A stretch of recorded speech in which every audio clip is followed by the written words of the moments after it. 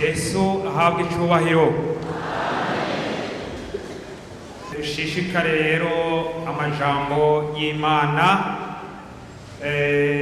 nk'uko umurongozi yabivuze. Tumaze iminsi turi mu bikorane, arabaye ibikorane by'ugwaruka, ariko icyo ntacyo tuja kukivugako. Mugabo muri kimwe hari ico ugwaruka rwadutumye canke rwasavye abarongozi bazobibashikiriza. Mugabo ico twoba turabashikiriza coco ni ugwaruka rusaba ko mwobworohereza mwebwe abavyeyi kugira ngo bashobore gutunganya ubukwe butazimvye cane. Mbe ndagacishamwo aho ngira ngo abavyeyi muca muvyumva, ya misi mikuru kwa gutereka za ngwano ngo muraraba ingene mubigabanya. Mbega ugwaruka niho muri? Aha niho bari mbaye ndabishikana, hanyuma bisigaye pasiteri azobishishikara. None rero aho murumva ko tutagambaraye kuvyo mwadutumye turabivuze. Hanyuma rero reka dusome rero amajambo y'Imana hariya mu gitabo co Kuvayo, mu gitabo co Kuvayo mu gice ca 19, kugira ngo tubanze dusome cane, dusome imirongo itari mike, hanyuma tuce turaba twitege twiyumvirize ico mpemu atubarira. Hariya Kuvayo 19 umurongo wa 10 n'uwa 11. Kuvayo 19 10 na 11 havuga ngo Uhoraho abarira Mose ati genda uba ku bantu ubabwire biyeze uyu munsi n'ejo bamesure impuzu zabo. Umunsi ugira gatatu uzushike biteguye, kuko jewe Uhoraho ku munsi ugira gatatu nzomanuka nza kuri uyo musozi Sinayi imbere y'abantu bose. Dusome hariya kandi Kuvayo 29. Kuvayo muri ico gitabo nyene 29 umurongo wa 43. Kuvayo 29 umurongo wa 43 dusome. Aho niho nzobonanira n'Abisirayeli, kandi iryo hema rizokwezwa n'ubwiza bwanje. Nzokweza iryo hema ry'ibonaniro ho n'igicaniro, na Aroni n'abana biwe nzobeza, kugira ngo bankorere igikorwa c'ubuherezi. Kandi nzoba hagati mu Bisirayeli mbe Imana yabo. Yesu ashimwe. Tugende hariya mu isezerano rishasha.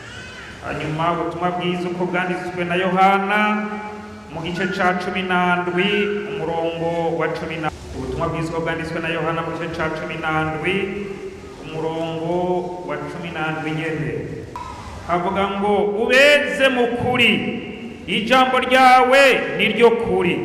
Nk'uko wantumye mu isi niko nanje nabatumye mu isi, kandi nanje niyeza ku bwabo, kugira ngo nabo babe bejejwe mu kuri. Yesu ashimwe. Timoteyo mu cete ca 2 Pawulo yandikiye Timoteyo, ice duhagarikira ngaho ujeyo hariya mu cete ca 2 Pawulo yandikiye Timoteyo mu gice ca 2 umurongo wa 21. Avuga ngo umuntu niyiyeza akitandukanya n'ibyo azoba igikoresho. Ndasubiramo. Umuntu niyiyeza akitandukanya n'ibyo azoba igikoreshwa c'icubahiro cejejwe, kigiriranye neco ikimazi, catunganirijwe igikorwa cose. Yesu ahabwa icubahiro. Ongera dusenga Imana. Mana nyine ubushobozi bwose, turagushimiye ngene uri Imana nziza. Uramaze kuvugana n'ishengero ryawe biciye mu ndirimbo. Ne turaguhaye kaze Mana kugira ngo ushishikare kuduhishurira ya mabanga yawe aciye mu ijambo ryawe. Ushishikare kweza ishengero ryawe Mana, tubisabye mu izina rya Yesu Kristo umukiza wacu. Amen. Yesu ahabwa icubahiro.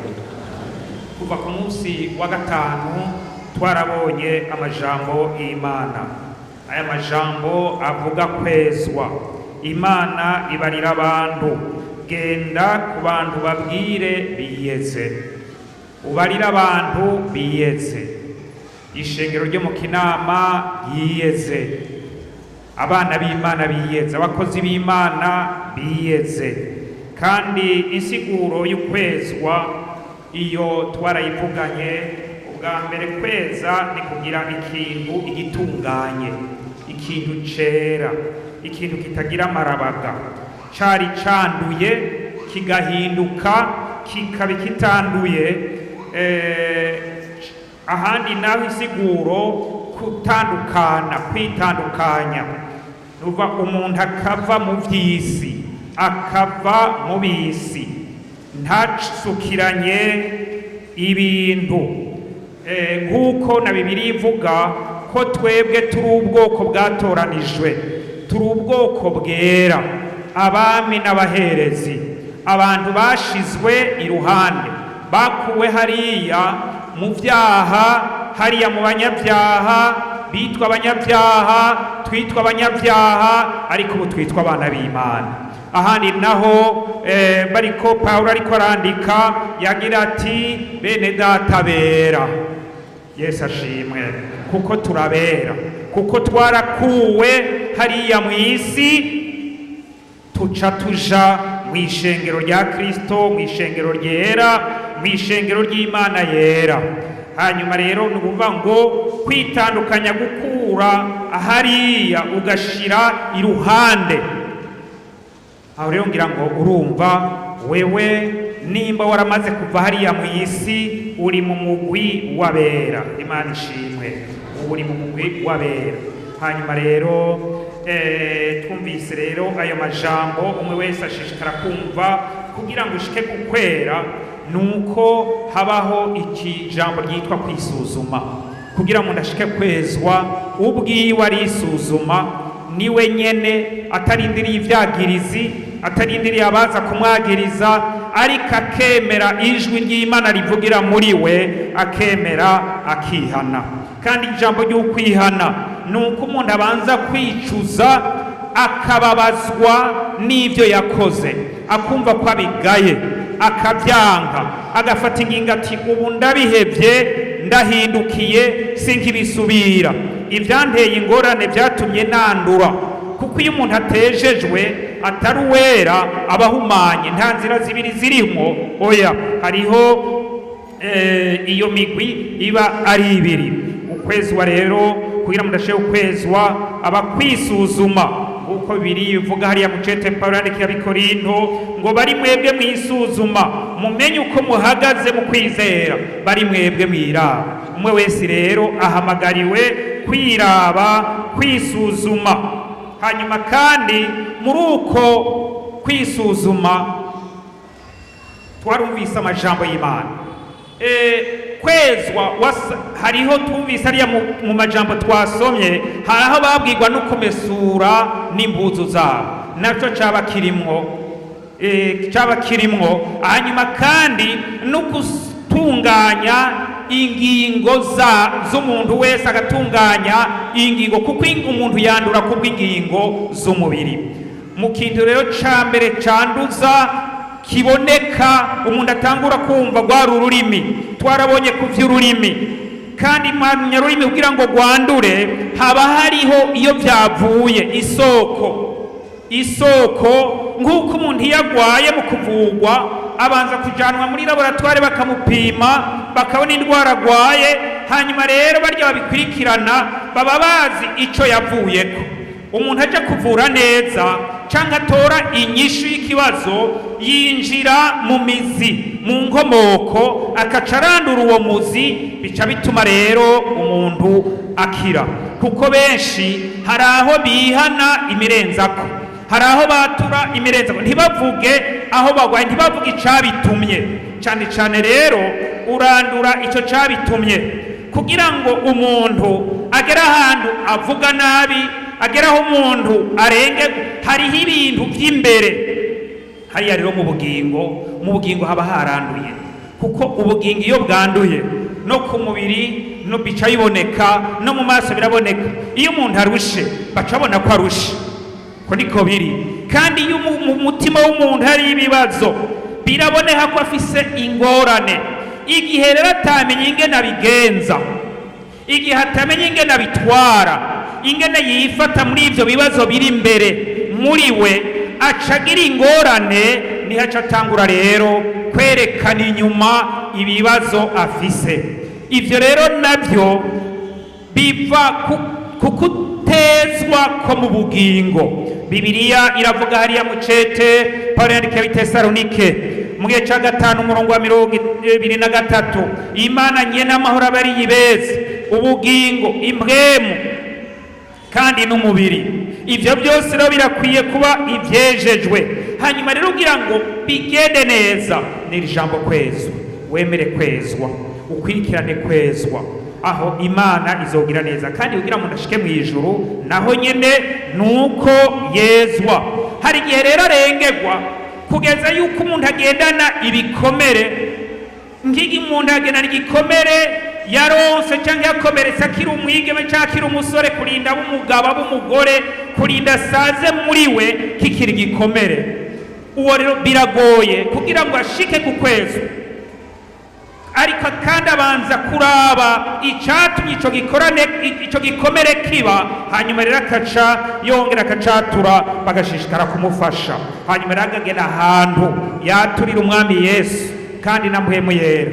Yesu nawe yaravuze, ubeze kandi ubeze mu kuri, mu ijambo no muri mpwemu yera, kuko ijambo ry'Imana ugomba kwezwa hamwe n'ukwisuzuma, nuko abwirizwa gukunda ijambo ry'Imana, gusoma, kuryumvira, kandi si ugusoma gusa, si ukurimenya gusa, ariko no kurishira mu ngiro. Ijambo ry'Imana rivuga uku, none rimbujije iki, rinyemereye iki, none nkwiye gukora gute, rikaca rikurongora. Kandi mpwemu w'Imana niwe akwibutsa ijambo, kuko Yesu niko yavuze. Imana itugirire neza. Intumbero y'ukwezwa, kuko abantu benshi mu bibazo byinshi, mu madini menshi atandukanye hariho ibibazo, naho no mu bakozi harashobora kuba ibibazo, no muri twebwe hoshobora kuba ibibazo, mu baririmbyi hoshobora kuba ibibazo, mu migwi itandukanye no mu basenzi hashobora kuba ibibazo. Kubera iki? Iri jambo ry'ukwezwa barigira rito, kuko bagomba gukemura ikibazo bakoresheje bwa bwenge. Bagomba gukemura ikibazo umuntu afise ibindi anyegeje biri muri we vy'inyungu yiwe, ariko mu ishengero ry'Imana umuntu ntarondere inyungu yiwe, cyane cyane arondere iya mugenzi we. Bisaba rero iyo habaye ibibazo rero, inyishu y'ikibazo cyose, mwene data, inyishu y'ikibazo cyose ufise, kugira ngo ugikemure utore inyishu, banza ufate umwanya ukwezwa. Uwo mwanya urahambaye. Gusaba ni kimwe, gusenga ni kimwe, ijambo ry'Imana ni kindi, mugabo banza wiyeze, kuko mu kwezwa ubanza kuraba ukisuzuma, hanyuma ukabanza ukihana. Ubwa mbere ivy'iwawe ukabitunganya, hanyuma ukarondera inyungu z'abandi. Kwezwa rero umuntu mbere ukwezwa, ubwa mbere uko twasomye muri ya majambo twatangura ko mu kuvayo, ni igihe uri kuritegurira kuvugana n'Imana. Benshi baje imbere y'Imana bagakorana ngo bariko barasenga, mugabo atakwezwa kurimwo, kandi muri bo nta kuri kurimwo. Abantu benshi ntibashobora kuvugana ukuri. Iyo umuntu agiraje kuburana, harya muzosengera abantu bakunda kuburana, abantu bakunda kuja kuburana murabasengera, nayo bari umukristo. Kubera iki? Kuko aja kuvuga ibija kumufasha ubwiwe, araba ingene yotsinda. Nuvuga ngo ukuri aca guca iruhande, akuzi kandi ati hamwe novuga uku notsindwa nofatwa. Kandi aho tusengera n'abarya baburanira abantu, kuko arashobora kumenya ukuri, ati amateka avuga uku, kandi we uri mu makosa, mugabo hakubarira ngo ubwo rubanza rumbe, akaca agenda rero kandi akarujako azi ko ariko aravuga ibitari byo. Imana idufashe. Ukwezwa kurakenewe. Iyo rero bimeze uko, ukaba ugomba kuja kubonana n'Imana, naho wosenga ukikebagura, Imana ishobora kumva. Banza urondere kwezwa. Imana rero irabarira Mose, tigenda ubabarire biyeze. Kubera iki? Imana yari irategura kubonana n'ubwoko bwayo. ngira nururuke uje ku musozi, hanyuma ariko ubashingira akarimbi aho baguma, ariko nawe ugende udwebere winjire. Yesu ashimwe. Imana rero yagomba gutegura ishengero ngo ibonane nabo, nguko nawe imaze iminsi gutegura, n'ubu nyene iriko iragutegura kugira ngo Imana yihure nawe uganire n'Imana. Ndakwifurije kubonana n'Imana. Haleluya, ubonane n'Imana. Aha twoshobora kuririmba, tukaririmba, tugashishikara, tugashika no ku mugoroba, Imana tutarayibona nimba tutejejwe. Mugabo twejejwe ijambo rimwe gusa, Imana irururuka. Twarabonye ingene nsubiye inyuma gato mu byo twabonye, ingene Imana yurutse no mu ihema, kuko yaremeye no mu ngoro izoza yiyerekane, yongere kandi yeza abakozi, yeza abaherezi, yoza ishengero ryose, eka no mu ngoro naho nyene. Imana ishimwe. Hanyuma rero ugomba kubonana n'Imana ni ukwiyeza. Ikibirikira ni uko wiyeza. Hakeneye kweza kugira ngo abantu bakorere Imana, kuko abantu benshi baja mu gikorwa batiyejeje. Benshi baravuga ubutumwa batabaje gufata umwanya wo kwiyeza. Benshi bararirimba, benshi baraja gusenga, abandi baratwara Bibiliya, ariko umwanya ukwezwa bawugira muto. Mugabo ngo n'abaherezi babwirizwa kwezwa. Gukorera Imana rero ubanza kwezwa. Iyigira gatatu, ugira ufata urugendo, naho nyene urabwirizwa kwezwa, kugira ngo naho nyene Imana ishishikare kugufasha igushikane kuri ya masezerano. Mbega urugendo dufise n'uruhe? Kuja mu ijuru. Nimba rero turiko turaja mu ijuru, bisaba ko twezwa, twiyeza ku munsi mu bihe byose kandi aho turi hose. Benshi bakunda kurondera kwezwa bari mu rusengero, ari mu rusengero akifata neza, akunama, ukabona ko aciye bugufi, ariko umusanze mu isoko, umusanze mu biro, ari hariya mwibarabara, ari hehe, byose bica bihinduka. Ariko mu rusengero yunamye gose. Imana itubabarire, kuko benshi ni naco gituma usanga haba intambara nyinshi mu madini, kubera hari intambara, harabuze kwezwa, kuko ntibibuka ko bari mu rugendo. Hanyuma kandi gikwirikira intambara, kwitegurira intambara. Iyo umuntu rero agira yitegurira intambara, afata umwanya ukwezwa. Nimba hariho intambara yiwawe mu mutima wawe, ufata umwanya wo kwiyeza. Nimba ari intambara zo mu nzu, ufata umwanya wo kwezwa. Nimba ari intambara zo mu kazi, hariya mu bikorwa, niwezwe kugira ngo ubonane n'Imana. Haleluya. Imana izivugane nawe kandi izogufasha kandi izogutabara.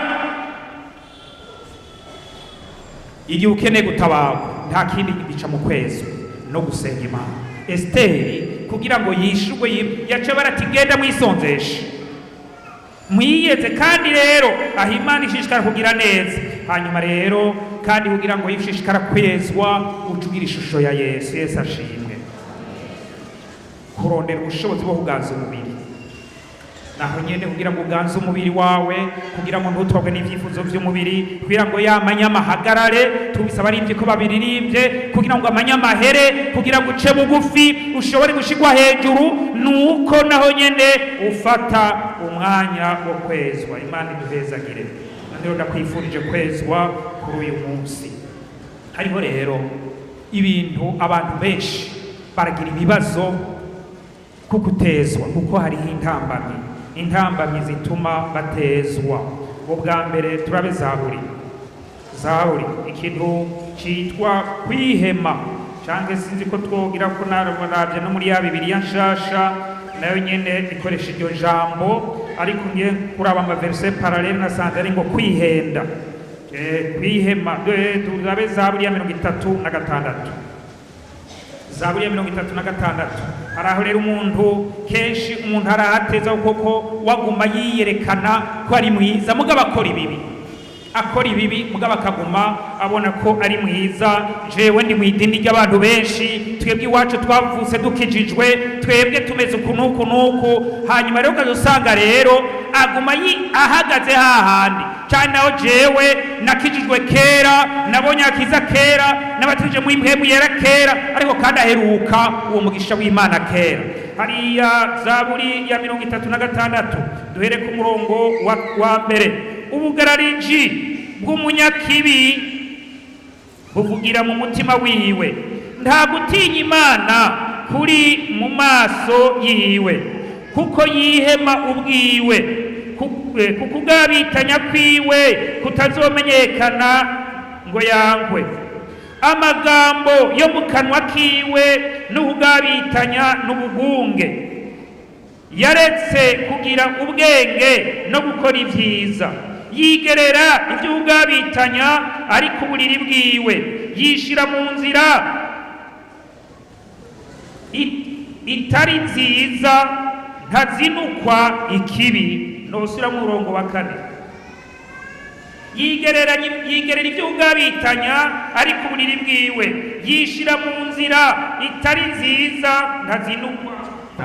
Hariho abantu bihera ugasanga kubera ibihe, kubera ibintu yagiye aracamwo, aboneka yuko ari umuntu ari umuntu agororotse, ariko kandi muri we, muri interieur, muri hariya hariho lomwa kajewe.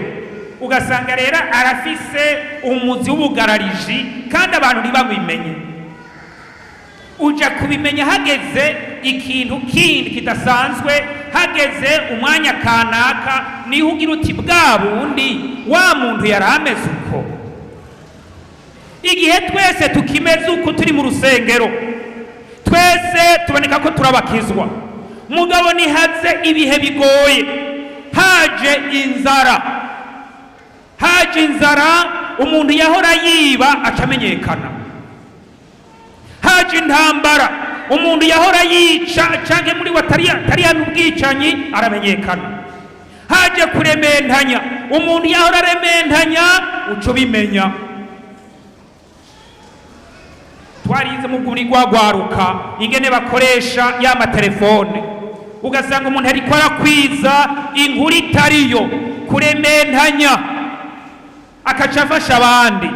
Ico gihe bica bibi bibazo, ariko kandi ari mu rusengero atanguye guhanagura ikirato, agakubura, agatwara isakoshi ya mwarimu ya pasitori. Uyo niwe muntu w'igitangaza w'ibikorwa. Ariko rindira habe Kristo havume kwaza ngo naka ni mubi, bagira ngo Yohana ni mubi. Umuntu nga bitwa ba Yohana si mwebwe, areva ngo Yohana ni mubi, undi agira ngo Yohana ni mubi, Yohana ni mubi. Munyibuka cyo timbega ni mubi kubera iki? Ngo niko numvise. Ariko hageze kuririmba ngo Yesu umwami ahimbazwe, abo wa mbere. Imana itubabarire. Ni kibazo bija kumenyekana igihe habaye ibibazo, ukaja wumva ngo mwidini kana kabagwanye, bateranya amabuye, bateranya intebe, abakozi b'Imana ngo basubiranyemwo. Ariko sindabizi bamaze gusubira no bakagwana, sinzi kwaco bitwa abakozi b'Imana. Imana itubabarire abakozi b'Imana. Mu gihe mwabona byamaze kwanka, wogomba kacugira uti jewe ndabona kwikorwa nemeye ntaco nshoboye, jo demission. Ntiwumiremwo, ukumira mutakibishoboye. Hariho Bibiliya ikivuga impera ya benabo, ariko bisabwa ku muntu yezwa. Ntaguma abona ngo arenje ngo n'umukristo, ariko n'abakora ibibi, kuko harya ngo hariho ubugaraji buri imbere mu mutima, ubwo bumenyekana muri vya bihe bigoye. Kandi ngo nta gutinya Imana, kuko ikibazo cyose wo kwibaza. Yosefu igihe yagomba kugeragezwa na muka Potifari, yabona Imana imbere, kandi yarafite amasezerano y'Imana. Arabona ko atova amasezerano y'Imana. Tinya Imana, tinya Imana, muntu w'Imana, shengero ry'Imana, utinya Imana aho uri hose. Tinya Imana, Imana izokugirira neza. Ndakwifuje gutinya Imana. Ubu umukozi atinya Imana, umuririmbyi atinya Imana, uvuga ubutumwa utinya Imana, ushinga ntawe utinya Imana, umenye ko Imana byose izoguha ingero kandi n'ivyo ukona rero kubaza izokubaza kugira kududubiza amajambo mabi, ivyiyumviro bibi. Bibiliya yavuze ingene abantu benshi bandurira hehe ku buriri bikanguye. Ca wibaza ivyo uhora wiyumvira ku buriri ingene bigenda hajya wikanguye kandi bijya bintu n'ivyingira kimazi bijya bintu ni vyiza nawe wowe ukunda afise akazi kenshi ukunda gukora ukaba ufise ibibazo by'akazi utaha warushe banza uryame niyo waryama harya wikanguye genda usenge uzovugana n'Imana urya mwanya ni mwiza cane wo kuvugana n'Imana ikangure hakiri kare usenge wiyumvire Imana izokugendera imigabo myinshi yo gukorera Imana yo kwiteza imbere yugira ngo mu byo bw'impemu weza witeza imbere nuko bizova muri urya mwanya uri kuriyumvira hanyuma rero hakaba ivyumvire gira ngo nagakomeye umuntu akibaza ngo nagakomeye oya wewe ntacuri kuko uhavuye agenda havuye ubundi acahaca none siko biri nta numwe aragakomeye we nawe uri kuravuza nabonye hano ingene bavuza ingoma neza nawe wowe uvuza ingoma neza ugaca utangura kugira urugeye Imana yahinduka vyura uwundi akaca avuza neza gusumba uko wowe uri kose urabona naho wowe utera indirimbo nabonye batera indirimbo y'ishengero rigafashwa hanyuma rero hamwe wotugira ngo nateye birakomera naho woreka uwundi aca ahaguruka uko niko biri umuntu rero yagira ingorane yaho ni intambamyi ibuza umuntu kwezwa kwigira agahambaye agakomeye Imana itubabarire kigira gatatu kumva ijambo ry'Imana ntuyishire mu ngiro benshi mumva amajambo y'Imana bakaca bayasinga ngaho Bibiliya iravuga kuri ba bantu ya migwi itatu amajambo y'Imana amwe yaguye ku rutare ayandi mu nzira ayandi mu mahwa ayandi mu ivu ryiza hariho rero imbuto n'imigwi y'imbuto zitatu zaguye mu nzira abantu bagenda barahonyora hariho abantu bagenda barahonyorwa n'abantu atagaciro bakigira nagira ndakubarire uvuye mu vy'ukwezwa agaciro kaca gahera dusira kwitwa umuntu w'Imana Imana idufashe kandi tubabarire hanyuma rero abazindi ngo zigwa ku rutare ico gihe imizira iyo zimeze zirabura imizi zikuma abantu benshi bagenda barumye izindi zigwa mu mahwa baranyoshwe ugasanga ivy'isi biriko birabanyoha ubu rero ari goyigoyi ico ni kibazo ivyo birabuza abantu kwezwa hanyuma ica kane igihari kibi imigwi abantu bakirema imigwi kandi ugaca usanga muri nyamigwi bariko bavugana ibidakuza umuntu ukwizera k'umuntu imigwi nayo nyene igihari kibi Bibiliya iravuga ngo hayiga umuntu atagendera mu nama z'ababi aticana bacokoranye none wewe wamana n'abacokoranye uri umugwi w'abacokoranye uri umugwi w'abantu bagenda baravuga n'abanda nabi uri mu mugwi w'abantu bagenda barateranya uri mu mugwi w'ibisuma uri mu mugwi w'abasambanyi none no umva uzobona n'Imana gute ndakwifurije kweza uyu munsi wezwe ikindi na gihe by'amageragezwa no mu bihe by'amageragezwa iyo umuntu atabigera yifatamwo haba ikibazo ukwezwa ni kimwe mu ntambamyi z'ukwezwa amageragezwa mpereye ku migwi itandukanye amageragezwa arashobora kuza abantu ntibumvikane umukana kuri kurakora komite kanaka iri kirategura urubanza canke mu muryango ntimwumvikane canke naho na twebwe vyoshoboka mbega twebwe twaba ivyiyumviro vyacu natwe duhuza hari igihe dushobora guhuza mugabo Bibiliya irerekana kugira ngo ivyo ntivyorane igikorwa c'Imana aho uri hose Bibiliya irerekana ingene inyishu iboneka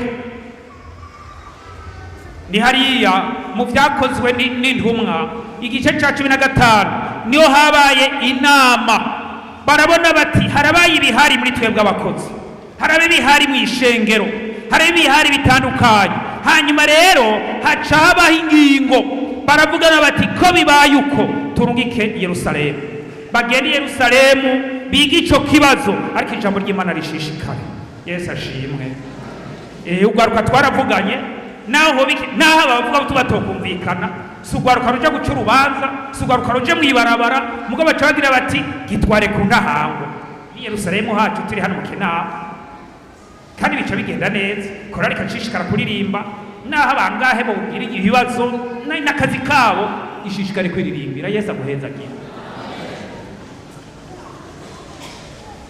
ibibazo mu bihe by'amageragezo.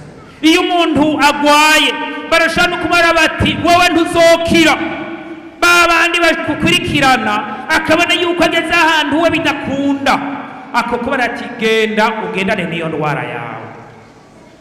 Rero baca bavyita ngo kwiyakira, agereza kwiyakira bikanga. Nagenda kubarira ari wowe ugomba kuvyikorera ntavyo ushobora. Icambere ujugira uti Mana ubanza unyeze, ico ni cambere, ukezwa. Hanyuma umaze kwezwa ututangura kuja mu ijambo ry'Imana ugasenga, mpwemu yarakurongora cyajamo ngo mugendeshwe na mpwemu, ukanogwa na mpwemu.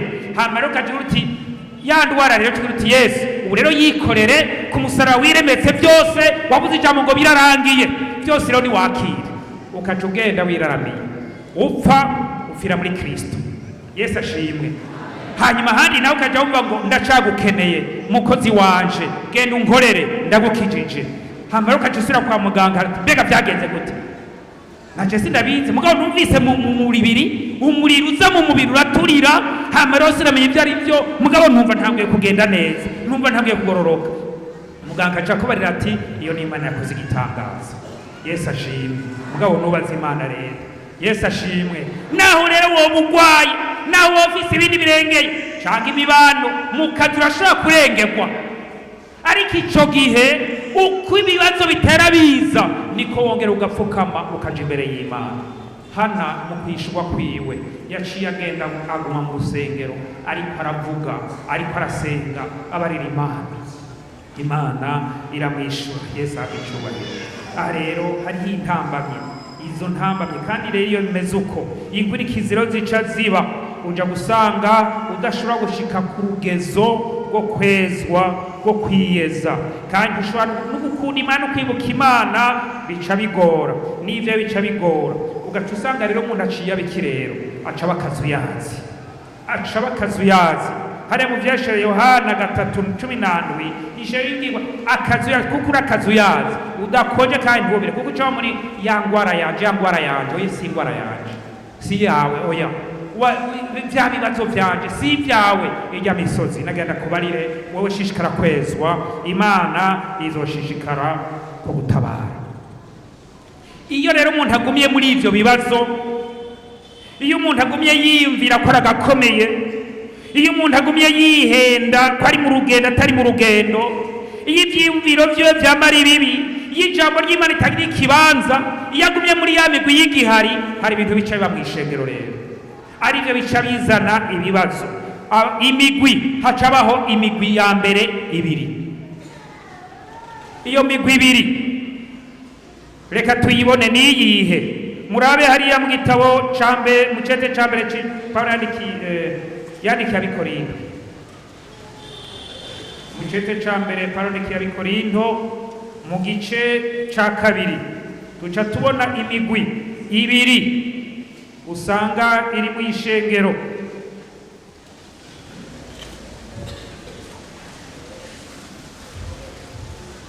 Mu cete cambere Paulo yandikiye Abikorinto kabiri 14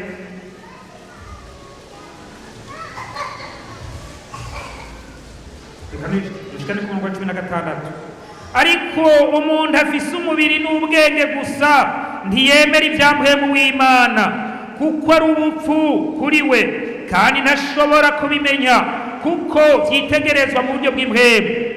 Ariko umuntu w'impwemu asesa byose, kandi ubwiwe ntawe umusesa. Ninde yigeze kumenya ivyiyumviro vy'Uhoraho ngo yigishe Uhoraho? Ariko twebwe dufise ivyiyumviro vyande vya Kristo. Yesu ashimwe. Aha turabona abantu bari uburyo bubiri, baca uburyo bubiri. Hariho umuntu w'umubiri ari mu mubiri no mu bwenge bwiwe, uyo nawe nyene arashobora kuba mw'idini. Ariho dushobora kuvuga umugabo cyangwa umugore naturel, ni kwa kundi ari no mubiri, ari no mu bwenge, intelligence. Ico gihe rero uwo n'umugwi umwe ushobora kuba uriho aha muri uyu murongo wa 14. None bari umugwi uwuhe? n'umugwi utaravuka ubwa kabiri, n'umugwi ushobora kwinjira mu idini ariko ntavuka ubwa kabiri. Ni wa wundi yakuriyemwo ariko ntavuka ubwa kabiri, ni wa wundi yinjira afise iyindi migabo ntavuka ubwa kabiri, ni wa wundi yigeze kwinjira ariko mu nyuma akagwa.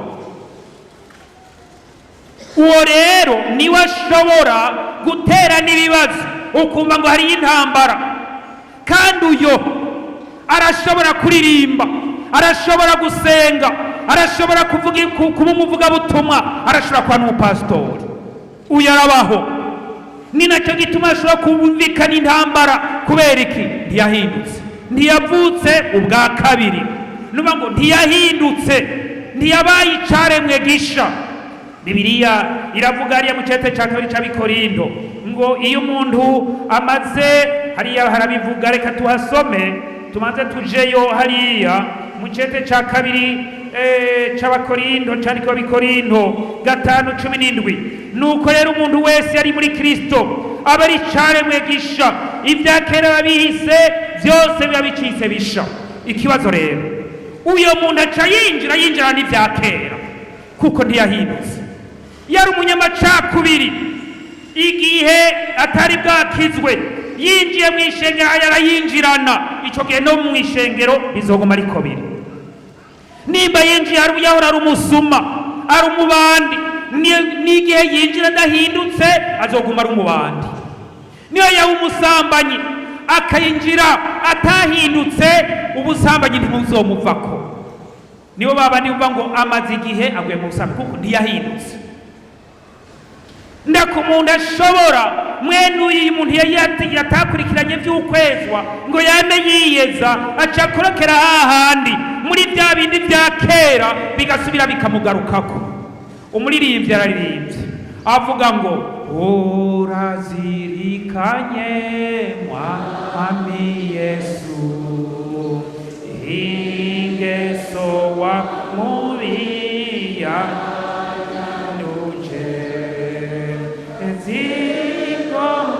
kuvyuka nkazira nuruzihonye name niganziwe n'ivya Yesu. Ico gihe iyo umuntu amaze uko atashishikaye kwezwa, za ngeso za kera kumwe yarari zico zigaruka. Yesu nawe yavuze ngo iki? Iyo asubiye inyuma, byambwemu yari muri we ikigenda ariko irayerera ikagaruka muri we ihamagara izindi zikaca ziza ari ndwi. Nuvuga ngo ububi bwiwe buzoba bubi inshuro ndwi. Nimba yahoranywa icupa rimwe imbere atarinjira mu idini, akinjira hanyuma agasubira inyuma canke ntiyihane ngo ahinduke, ico gihe asubiye inyuma yaranywa icupa rimwe azoca anywa amacupa ngahe? Nangahe? Indwi. Nimba yahoranywa amacupa abiri azoca anywa amacupa 18. None mu bari hano, mbega hari umuntu yoba akinywa amacupa nka 10 canke 8 canke 3 canke 1? Imana ikubabarire. Aca ashishikara kuba mubi. Abantu gati mbega uwo ni wa wundi, baca bibaza bati none ga wewe hora hariya, kuko ntiyahindutse. Ndakwifurije guhinduka. Naho wamaze imyaka myinshi mu ishengero, uhinduke. Kandi mwene abo uca usanga baganzwa na kameremere kabo, ndiko ntibemeye guhinduka. Ibikorwa byabo uca usanga bihagaze ku byaha nk'uko Petero yabyanditse muri kiriya cete ciwe ca kabiri igice ca kabiri umurongo wa 12. No hasoma nawo utarashikayo, ariko reka dujeyo. Shikayo murabe uwo muntu igenda camera. Iyo umuntu ari mu ishengero atahindutse, ateza ingorane ishengero, haba ibibazo bikomeye, haba intambara. Nizo ntambara zikunda kumvikana mu maradiyo, ukumva ngo hanaka bagwanye. Hari ikintu kiba cabaye, hinjiye abantu batahindutse, hakora abantu batahindutse, abakozi batahindutse. Imana itubabarire. Mu cete ca kabiri Petero yanditse Icete ca kabiri Petero yanditse igice ca kabiri umurongo wa 12. Ariko abo bantu bameze nk'ibikoko bitagira ubwenge, ibikoko bukoko byavukiye gutegwa no kwicwa, batuka ibyo batazi, guhonya kwabo kuzobahonya nabo. Bababazwe n'ibibi n'izo ngero z'ubukozi bw'ikibi bwabo, bumva ibibahimbara ariko iri muntu w'ugasubira mu murongo wa 12 wa 13. Bababazwe n'ibibi n'izo ngero z'ububi bwabo, bumva ibibahimbara ariko birirwa badayangwa, abo n'amarabaga n'agasemba, badayangishwa n'ibyo bagunze, bagisangira namwe ibyiza. Amaso yabo yuzuye ubusambanyi, ntahaga ibyaha. Rero ni ikibazo. Iyo rero umuntu akimeze uko, ntashobora kuhura n'Imana ngo babonane.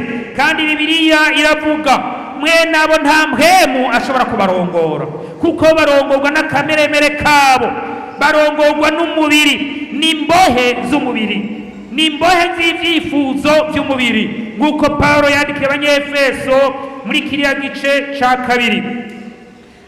Kandi n'abagenzi b'isi bakunda isi, bakunda ibyiza. Ntibakunda ibyiza ariko bakunda isi. Ahubwo tuje kumutagira kabiri, wa mubugira kabiri, wa mugwi wiyeza. Umugwi wamera kwezwa n'uyuhe? N'uyu mugwi w'impwemu uri mu cacete c'Abakorinto 2:15. Abo rero n'abavutse ubwa kabiri, abarongorwa na mpwemu, bavutse ubwa kabiri, barahindutse, ivyiyumviro vyabo biri ku Mana, bobo bahagaze ku Mana, barongorwa na mpwemu, bizera Kristo kandi bama batsinda icaha. Ko nagira ndakubarire, umuntu w'Imana suvuga ngo amageragezwa cahera, suvuga ngo ntasubira kugeragezwa, oya, ariko amageragezwa araza, icaha kikaza kumurondera, mugabo aca gitsinda. Ndakwifuje kwa mutsinda ivyaha. Yesu ashimwe. Ndakwifuje kwa mutsinda amageragezwa, ube hejuru yayo, wama unesha. Uyu muntu rero w'impwemu yamanesha, nawe waba amageragezwa, agira ukwihangana, ariyo vyamwe vya mpwemu yera, akihangana. Nawe yogira amageragezwa, yerekana ubugwaneza, yerekana umunezero, kandi aguma mu rukundo. Nago urukundo urazingene umeze, rugira ukwihangana, ntigwihayagize, ntigwicireho, kandi rugashira imbere ivy'abantu. Uyo rero asabwa, uwo ico umuntu amusabira asabwa kwamatsinda iminsi yose yamafise inzinzi, kuko amageragezwa aza ku munsi ku munsi. Erega n'abakozi b'Imana baragerageza, mbetwe ntituronka amageragezwa, ariko nuko twama tunesha. Umukozi w'Imana aje gukorera Imana yamanesha amageragezwa, kandi intambara ntizizobura. Uri umurongozi hoho n'ibindi, kuko hari ibyaha by'uburongozi, kuko ukosheje uramuhana, bacagira ngo uri mubi. Hariho rero n'icigwa muri teologiya agira ngo direme pastorale, agumye ku rusengero ntagendera mu mihana ngo aje kuri abantu bagwaye, bagira ngo nta rukundo agira, ntagendera abantu. Agiye naho mu mihana bagaca gatu kurya agenda imihana ngo arondera ivyarya. Urumva rero none abantu batugira gute? Ariko tusenga Imana igashika gukomeza, iduhe gutsinda. Yesu ashimwe. Hariya Matayo 16, Matayo 16 umurongo wa 24. Matayo 16.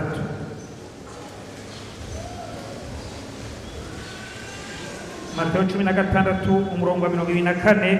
Yesu hari ico yavuze kuraba aba bavutse ubwa kabiri, caremugisha ivya kera vyaraheze, ntagusubira inyuma.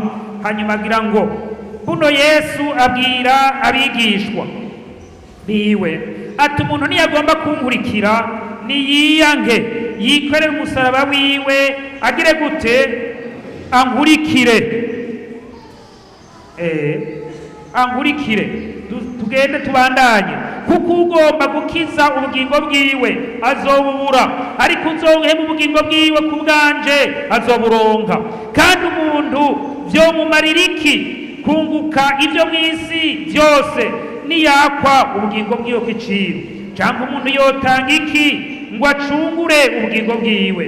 Kuko umwana w'umuntu azohava aza afise ubwiza bwa se azananye n'abamarayika biwe, niho azoca yishura umuntu wese ibikwiranye n'ivyo yakoze.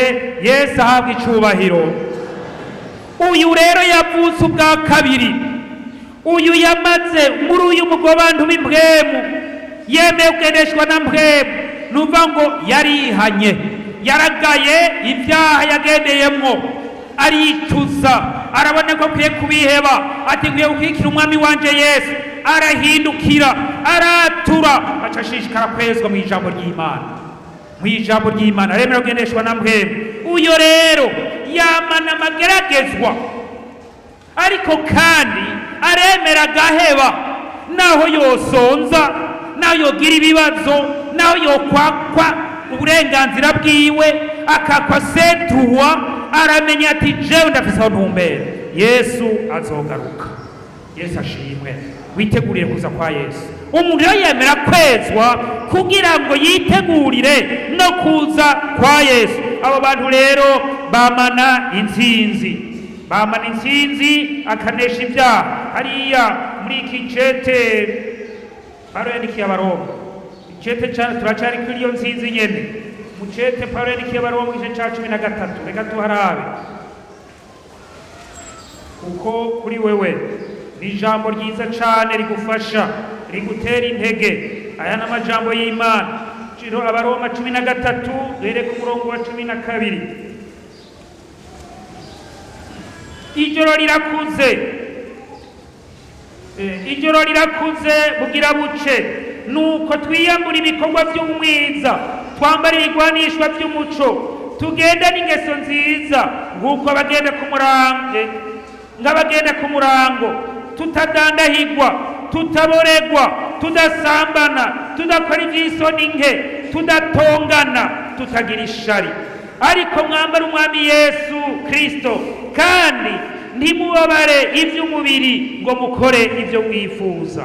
Aba rero n'impanuro ya babandi. Utarihana rero yihana uyu munsi kugira ngo nawe yitegure, kuko nubwo tubona ngo kugaruka kwa Yesu kuregereje.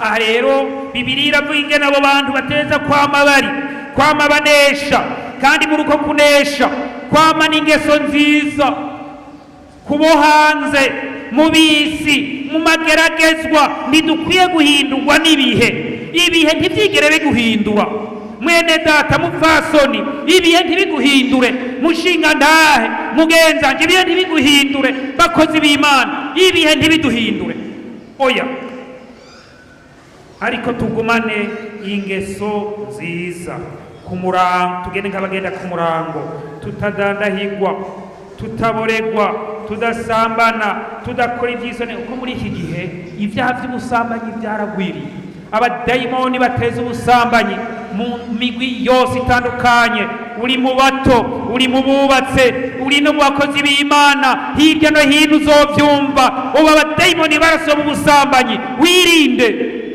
urondere kwezwa kugira ngo uzobone Imana. Wirinde ivy'isoni nke, wirinde kuvuga amajambo mabi, wirinde kuvuga ibiteye isoni.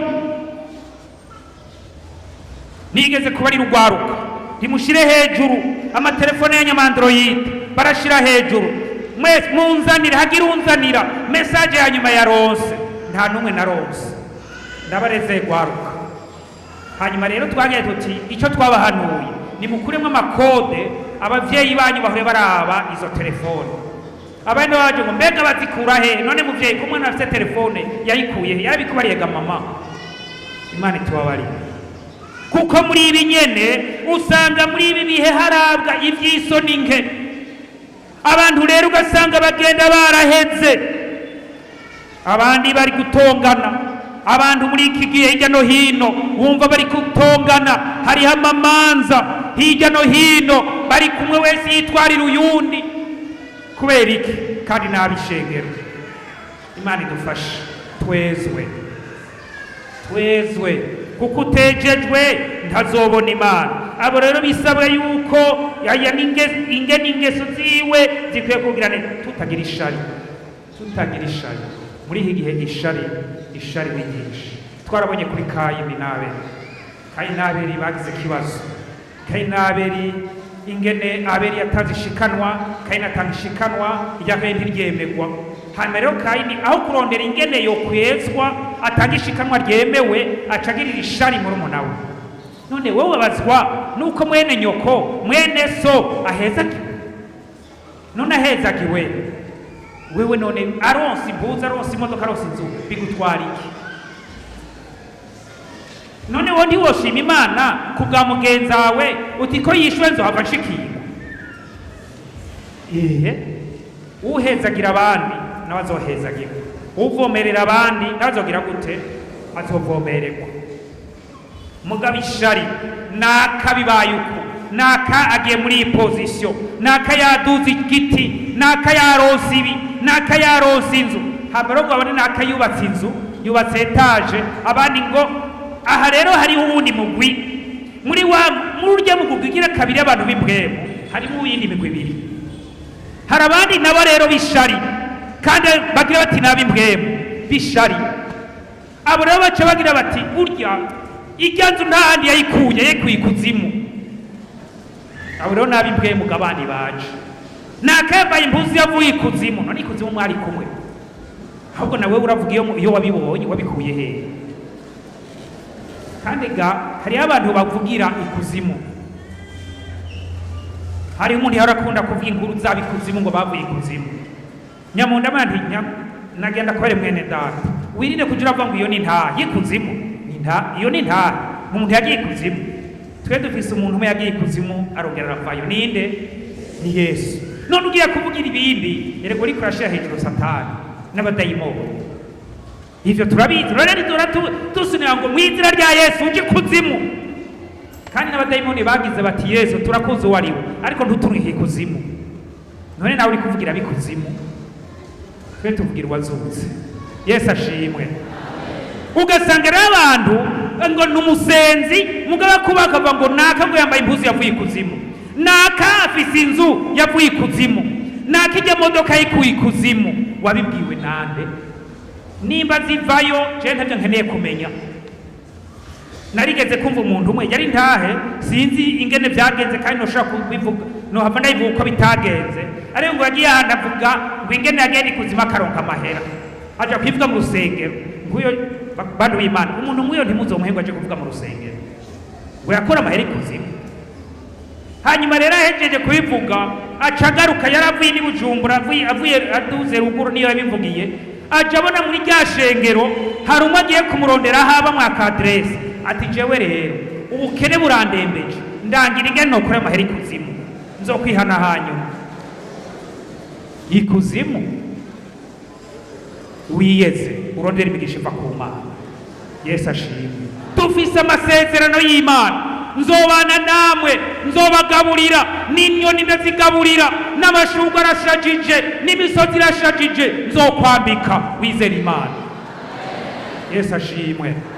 Kuko Bibiliya iravuga yuko atawukorera abami babiri. Reka twasome kuko aho abantu bari barasubira inyuma. Ni hehe? Hari uhazi Matayo. Raba Matayo, ja muri Matayo 6. Kuko benshi bariko baragwa, bariko baratakaza ukwezwa, kuko bariko barakorera abami babiri. Bagomba ivyo bintu bivi kuzimu, ibiva mu isi. Ariko nagenda kubarira, naho Yesu yoza ukenye uzoja mu ijuru, kandi Yesu akaza utunze uzoja mu ijuru. Yesu akaza asanga warize amashuri uzoja mu ijuru, utayize uzoja mu ijuru. Mugabo wejejwe. Matayo 6. Tuje muri Matayo 6. Matayo 6 umurongo wa 24 hava ngo nta usaba abami babiri, kuko yo kwanga umwe agakunda uwundi, canke yoguma kuri umwe akagaya wa wundi. Ntimushobora gusaba Imana n'itunga. Nico gituma ndababwira nti ntimukiganyire amagara yanyu ku vyo muzorya canke ku vyo muzokwambara canke umubiri wanyu canke ku vyo muzokwambara. Mbega amagara yanyu ntaruta ivyo kurya canke umubiri nturuta ivyambagwa?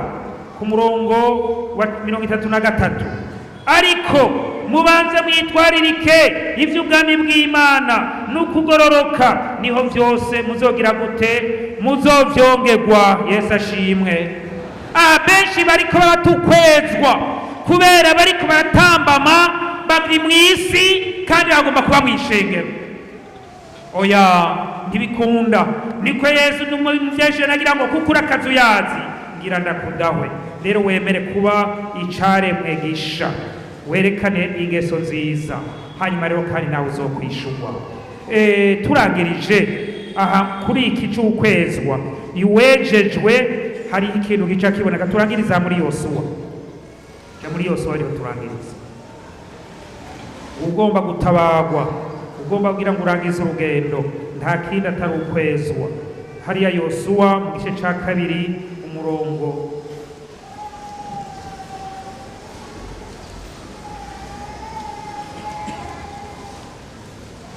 Yosuwa igice ca 3 umurongo wa 5. Yosuwa turangirize muri Yosuwa. Maze Yosuwa abarira abantu ati nimwiyeze, kuko ejo Uhoraho azokora ibitangaza muri mwebwe. Yosuwa araheza abarira abaherezi ati nimurerure isanduku y'isezerano, mwitangire imbere y'abo bantu mu kujabuka. Nuko barerura iyo sanduku bitangira imbere y'abantu. Imana ishimwe. Aha iyi nkuru muzayikurikirana ingene Abisirayeli bagiye kujabuka Yorodani. Yosuwa arababarira kandi acari igitangaza ca mbere cari kibaye. Yosuwa atangiye kurongora Abisirayeli, kandi Yosuwa ijambo yaciye ababarira kugira ngo bajabuke, Imana ikore igitangaza. Arababarira n'abaherezi, ni ijambo ryo kwiyeza, niryo rya mbere atanguye kuvuga. Nk'uko Yesu yatangura kwihana, nawe yatangura kuvuga ijambo ry'Imana, nawe yahereye ryo kwihana.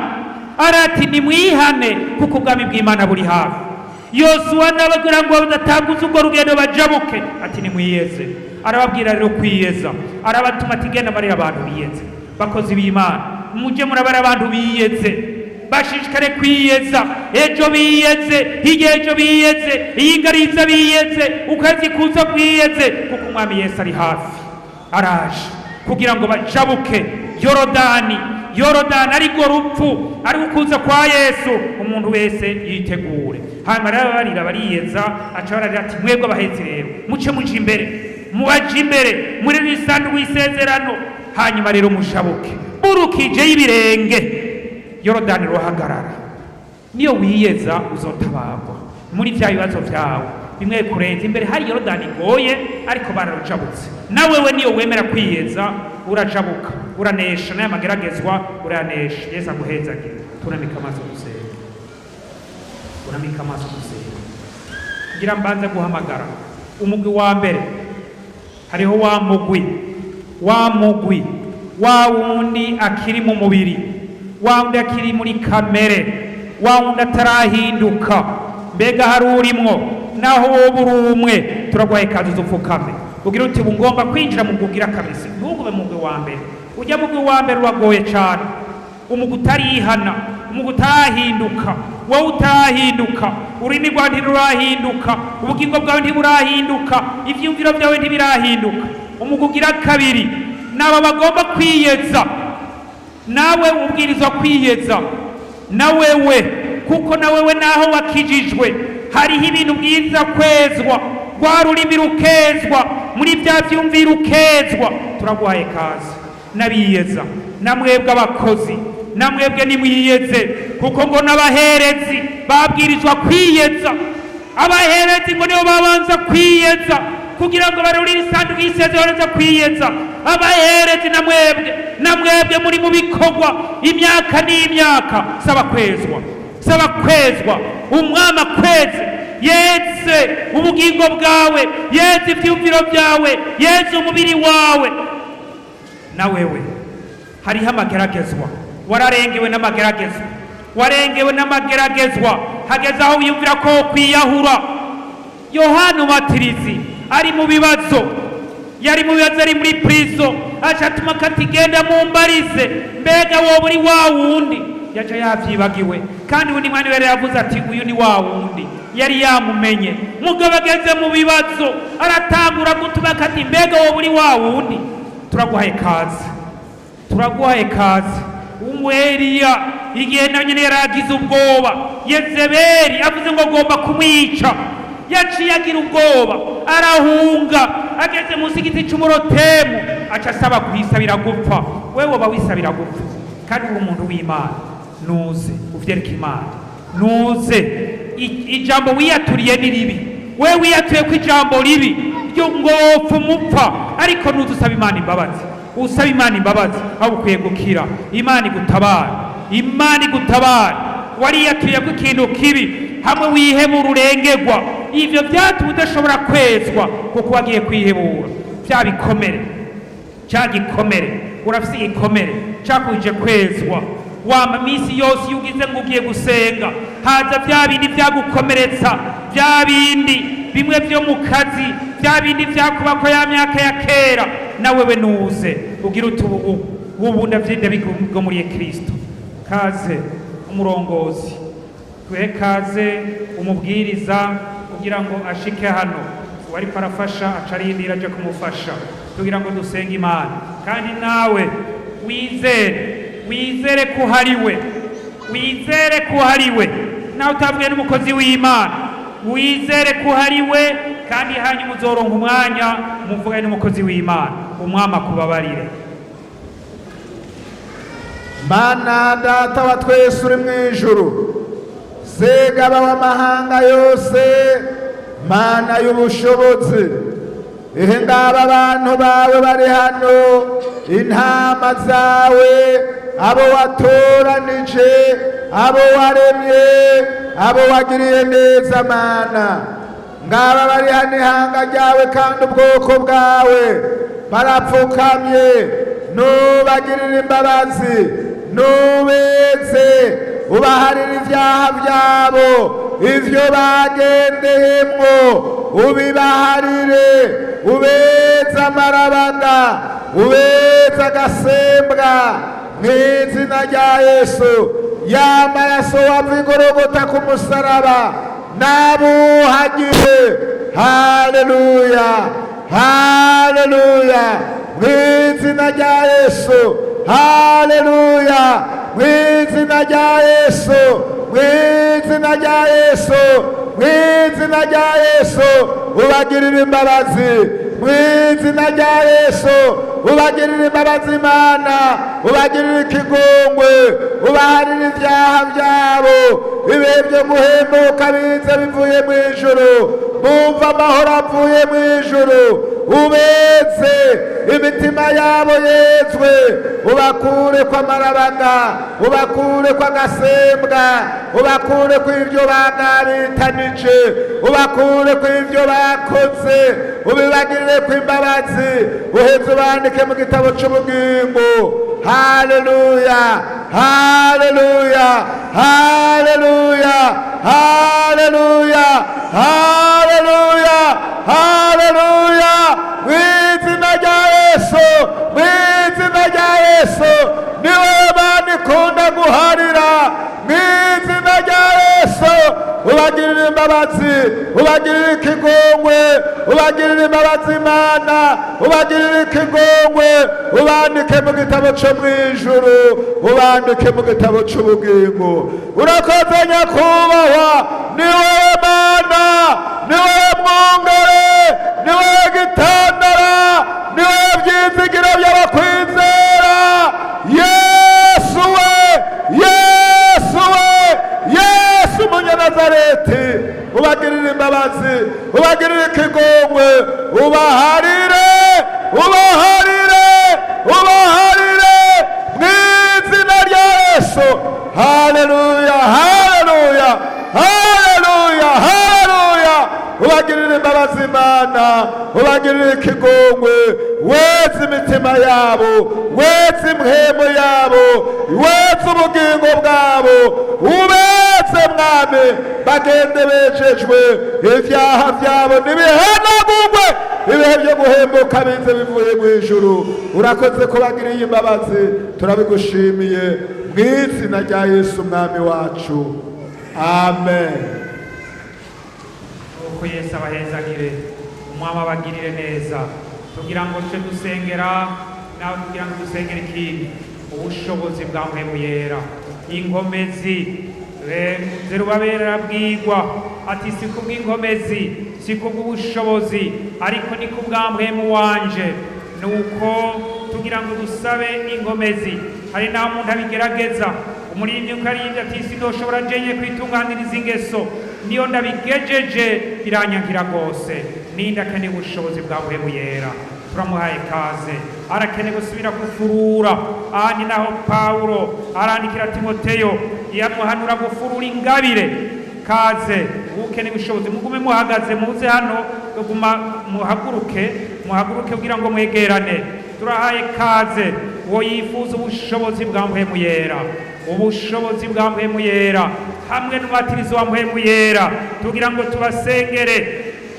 Bibiliya iravuga hariya mu gitabo cy'ibyakozwe n'intumwa mu gice cya 2:37 havuga ngo bumvise ibyo bibacumita mu mutima, babaza Petero n'izindi ntumwa bati bagabo bene data, mbega tugire dute?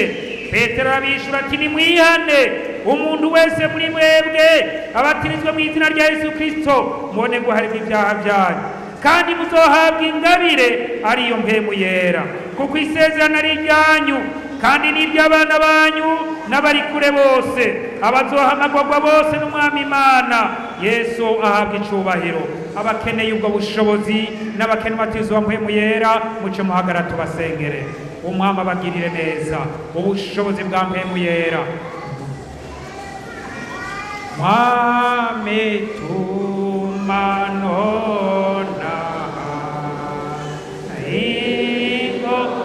ingomezi za mpwemu umubatizo. Kaze Pasiteri Bibiri Andre wese mwami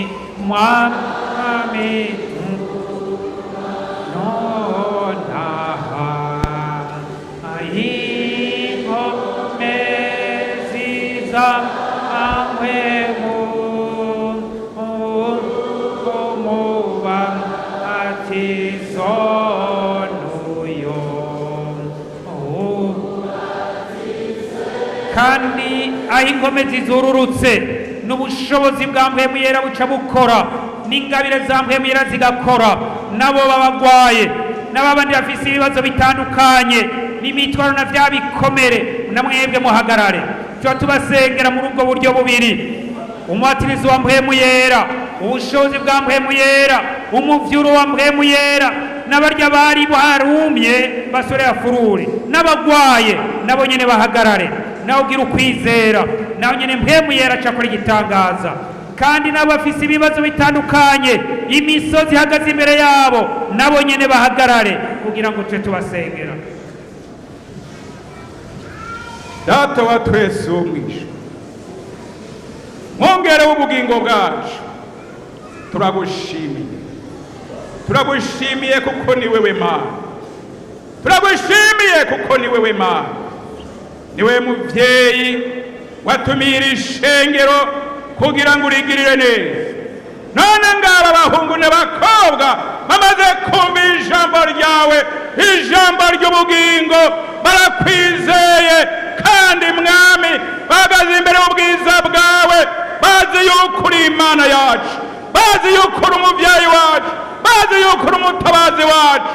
Raba Mwami ico bahagaze bagusaba mu izina rya Yesu, tubazize imbere yawe Mwami kugira ngo bishure.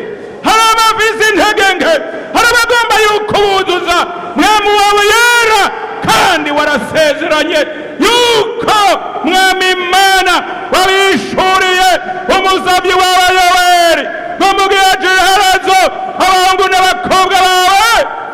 uzobasukako mpemu wawe, bazovugishwa nawe.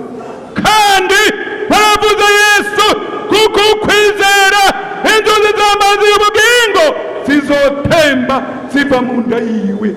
None ngaba bari imbere yawe, baragomba mwami ko ubagiriye neza, baragomba ko mpemu asubira kugaba akiganzira ubugingo bwawe, bakumva ubushobozi, bakumva ubushobozi buvuye mu ijuru bubururukiramwo, bakumva za ngabire mwami Imana utanga, bakumva za ngabire zambuye buyera zisubira kwibuka mu bugingo bwabo, kugira ngo bagende badasubira gutsindwa n'ubugunga bw'abamurwanizi, bagende banesha, bagende biyubura mu nkome z'isha, bagende bagushingira intare mu bikorwa byabo, mu buzima bwabo, aho bari hose bagenda ari inkomezi za mpemu yera. None mpemu yera niyururuke abuzuremwa, hanyuma ibitari ibyawe byimuke, ubunyantege buhere mu izina rya Yesu, ukongera kose guhere umuriro wawe mwami uturire utangore mu izina rya Yesu. Bagende buzi ubushobozi bw'Imana, hanyuma agende arishiri imbere yawe mwami muri iyi si, babibishirire uzobukoze nyaguhora ku ngoma. Kandi turakweretse n'abarwaye mu izina rya Yesu, kuko uri umuganga mukuru urutaba mu isi bose. Turaguhamagaye ngo ca kiganza cawe, ca kiganza gikiza, ca kiganza iyo gikoze ku muntu cimura ububabare bwose, ingwara zose, imisonga yose ikavanwaho mu izina rya Yesu, bakaza gutaha bafise amagara meza, kugira ngo bashishikare bagukorera bafise amagara meza. Raba naba bafise imisozi imbere yabo, hari ibyabananiye, kugira ngo mwami bahagarare neza. Mwami Yesu, turaguhamagaye ngo iyi misozi ihagaze imbere y'ubwoko bw'Imana nishingurwe, itabwe bwina mu kiyaga, yisubire kuboneka mu izina rya Kristo Yesu. Amabera bawe bazogaruke bagushima, bazogaruke bagushimagiza, bazogaruke batanga amashimwe, kuko wishuye mu ikoraniro ry'abera. Wakoze Mana, wavuze ngo ibyo dusaba tukwinginge, kandi nawe urabikora. None turagushimiye ko wamaze kubikora, ko wamaze kubishura, mu izina rya Yesu Kristo umwami n'umukiza wacu tubisabye. Nuko muhezagirwe n'Imana kandi mushishikare kwezwa.